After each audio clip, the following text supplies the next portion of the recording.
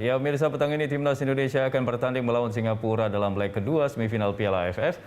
Skuad Garuda wajib memenangkan pertandingan ini untuk meraih tiket ke babak final. Dan untuk membahas lebih jauh terkait peluang Indonesia di leg kedua petang nanti, kita akan berdialog dengan pengamat sepak bola Ma'ruf El Rumi.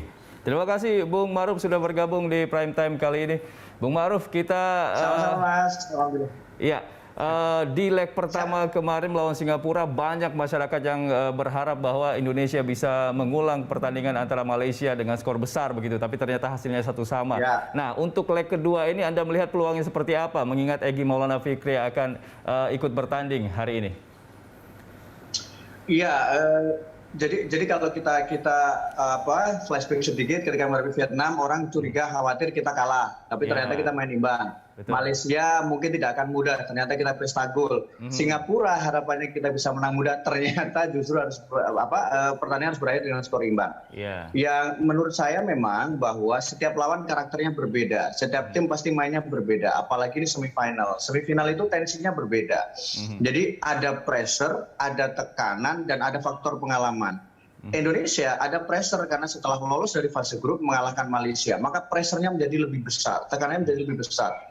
Diakui atau tidak itu berpengaruh pada pemain. Kedua, ini semifinal. Semifinal itu para pemain kita masih muda rata-rata. Mereka usianya adalah tim yang paling muda di semifinal. Jadi kalau dibandingkan dengan Vietnam, dibandingkan dengan Thailand, dibandingkan dengan Singapura, kita rata-rata pemainnya paling muda. Jadi secara psikologis ini menjadi pengalaman pertama mereka ditampil di partai besar, penuh tekanan, plus ini adalah pada semifinal. Ditambah lagi recovery kita terlalu pendek. Kita habis mati-matian menghadapi Vietnam, bertahan dengan begitu ketat, begitu rapat sepanjang pertandingan. Sementara satu sisi ketika menghadapi Malaysia kita menjalani pertandingan do or die. Do or die-nya kenapa? Betul kita butuh hasil imbang, tetapi waktu kita di pertandingan itu awal-awal kita tertinggal. Jadi harus bisa mencetak gol sebanyak mungkin, harus kemudian bereaksi secara positif sehingga energinya terkuras. Menghadapi Singapura mau tidak mau ya harus dengan tensi yang sama karena ini partai semifinal. Jadi ini yang menjadi alasan kenapa ketika orang berharap bahwa ini akan mudah loh menghadapi Singapura dibanding menghadapi Thailand. Betul, akan lebih mudah, tapi tidak semudah yang dibayangkan orang karena faktanya kita juga harus bermain dengan skor imbang 1-1. Oke, Bung Ma'ruf, dari sisi permainan di babak pertama, di leg pertama Indonesia mampu menguasai pertandingan dan bahkan mencetak gol. Tapi di babak kedua justru Indonesia justru banyak diserang begitu. Apakah yang harus menjadi evaluasi dari Sintayong sendiri di leg kedua nanti? Satu yang harus kita pahami bahwa perubahan itu karena faktor perubahan taktik, perubahan komposisi pemain yang dilakukan oleh Sintayong. Ketika di babak pertama kita sudah sempat unggul 1-0, tapi kemudian kita membutuhkan reaksi. Nah, di babak kedua ada beberapa perubahan yang dilakukan Sintayong. Pertama, menarik Rizky Ridho keluar karena untuk memasukkan Elkan Bagot. Kedua, yang agak lebih berat lagi adalah ketika terpaksa harus menarik pemain tengah kita yang sangat berperan penting, Rahmat Irianto di lini tengah, dan memasukkan Evan Dimas. Kenapa ini saya katakan berpengaruh di babak kedua? Evan, dia adalah pemain yang kemudian punya kemampuan menahan bola.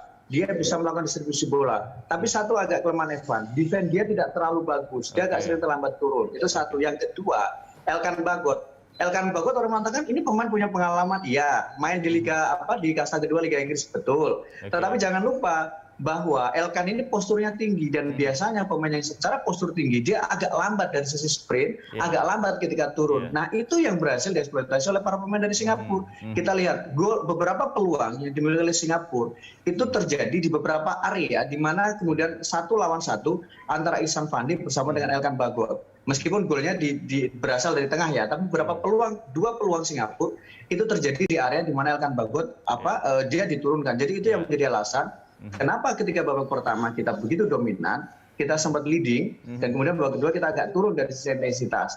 Di luar bahwa mungkin pasti ada penurunan fisik karena kita bermain dengan sangat luar biasa di dalam 2-3 pertandingan terakhir.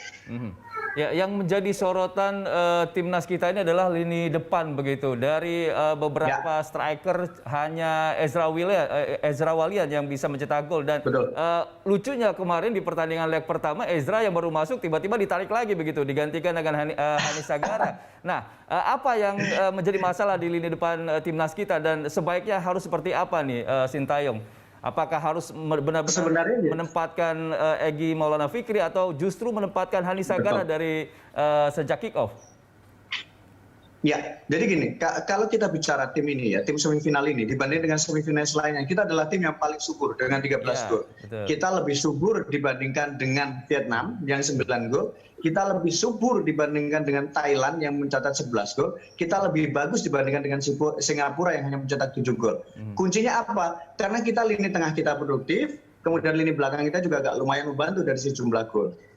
Nah, menghadapi Singapura, ada taktik yang coba diubah, misalnya ketika Ezra masuk, kenapa buru-buru diganti? Karena ternyata skenario tidak berjalan. Jadi ketika Ezra masuk, harapannya Ezra bisa menjadi target man, bisa menjadi pemantul, bisa menjadi pembuka ruang. Ternyata problem ketika Ezra masuk berbarengan dengan masuknya Elkan Bagot menyebabkan ada dua pemain yang secara karakter lambat. Ezra dia lambat, ketika kita membantu turun dia lambat. Elkan juga sama. Nah, dalam posisi ini berarti ada dua kelemahan. Ditambah lagi Evan Dimas ya.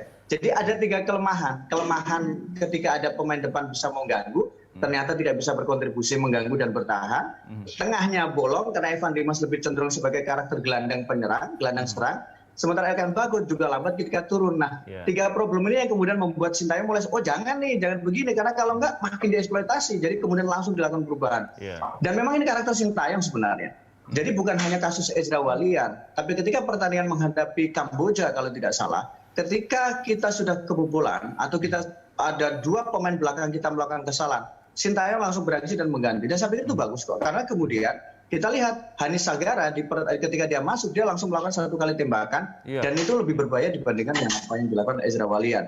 Dan menurut saya catatannya gini, tidak masalah pemain depan itu tidak mencetak gol, asal dia berkontribusi secara tim. Misalnya, dia bisa ikut bertahan ketika tim terserang, dia bisa menjadi pemantul atau tembok ketika gelandangnya belum bergerak ke depan, dan dia bisa membuka ruang pada para pemain tengah untuk mencetak gol. Kalau sudahlah tidak bisa mencetak gol, tidak bisa membuka ruang, tidak bisa melakukan ikut bertahan, ya wajar kalau kemudian diganti. Jadi ini yang paling penting. Iya, menurut Anda idealnya nanti siapa yang akan menjadi ujung tombak timnas kita?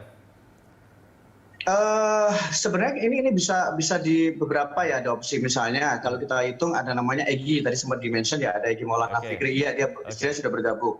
Tapi Egy ini catatannya gini, karakternya dari siapa? Dari Sintayong itu, ketika pemain baru bergabung tidak selalu menjadi starter. Tapi mungkin ini kondisinya berbeda. Bisa jadi Egy langsung dimasukkan dan kemudian dia bisa dia menjadi striker, dia bisa menjadi second striker, kemudian dia juga bisa menjadi false nine. Tinggal tergantung kebutuhan. Tapi kalau saya berpikir mungkin Egy akan sebagai second striker, sementara di depan kok saya masih agak berpikir Ezra mungkin diturunkan sebagai starter. Di luar ada nama Hani Sagara yang diharapkan bisa menjadi opsi. Bung Ma'ruf, ada duel menarik antara timnas Indonesia melawan Singapura, di mana Irfan versus Irfan ini. Karena Irfan Jaya ketika berhadapan dengan Irfan Afandi, ini pergerakannya bisa dibaca dan sulit bergerak untuk mengeksplorasi pertahanan Singapura begitu. Apa kira-kira strategi yang harus diterapkan oleh Sintayong untuk bisa mengefektifkan Irfan Jaya?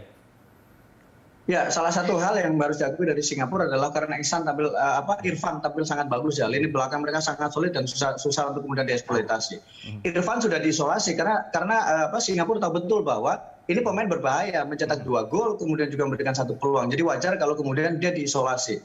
Opsinya apa? Pertama tentu secara individu Irfan harus lebih cerdas. Cerdas dalam artian bagaimana cara melewati lawan dan bagaimana cara dia bisa membuka ruang. Yang kedua, mungkin Sintayong tidak bisa melulu berharap pada seorang Irfan, tapi lebih bagaimana manfaatnya. Seperti kemarin kan gol yang diciptakan oleh Indonesia itu kan bukan dari posisi Irfan, tapi bagaimana kombinasi yang dilakukan antara Asnawi dengan Witan Sulaiman. Jadi bisa saja titik tumpu serangannya bergeser. Dengan misalnya masuknya Egy bisa membuat Egy lebih bisa menjadi opsi untuk menyerang, atau kemudian Witan juga bisa menjadi opsi untuk menyerang. Jadi ada 2 hal yang bisa dilakukan. Individu bahwa Irfan harus lebih cerdas dalam sisi bermain, harus lebih cerdik ketika menghadapi pemain yang secara postur lebih tinggi dan cukup kuat dalam duel 1 lawan 1. Satu sisi pelatih harus menerapkan opsi yang lain. Ketika Irfan tidak bergerak, maka bagaimana pemain lain diharapkan bisa menjadi solusi, dan itu ada pada Egy. Dan kemudian jangan salah, Ramai Rumaki kan bisa main ya, Ramai juga bisa menjadi opsi juga. Jadi saya pikir ini bisa menjadi beberapa opsi yang dilakukan. Baik, terakhir Bung Ma'ruf, prediksi Anda skornya. Indonesia harus menang, berapa kira-kira? Kalau kita nasionalisme ya, pengennya menang. Kalau saya berharap bahwa kita bisa menang setidaknya moderatnya 2-1 lah. 2-1. Karena menghadap Singapura dalam mencetak gol agak susah. Jadi paling realistis 2-1. Baik, terima kasih. Kita akan lihat nanti seperti apa permainan timnas Indonesia melawan Singapura. Terima kasih Bung Maruf sudah bergabung di Prime Time.